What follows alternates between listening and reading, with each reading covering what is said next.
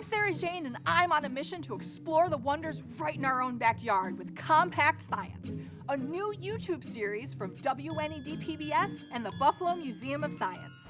Over time, rocks and landscapes, well, they change. And why do they change? It's because of all this water. Together, we'll explore the geology of Niagara Falls, discover the chemistry at work in sponge candy, learn how density plays a key role in lake effect snow, and more. Lake effect snow occurs when cold air passes over relatively warm and moist air above a lake. All matter is made up of tiny particles called atoms. Getting a curling stone from the start to the house is all physics. Force and friction is what makes it all work. If you're curious about the world around you, there's a lot to explore, and Compact Science will be your guide.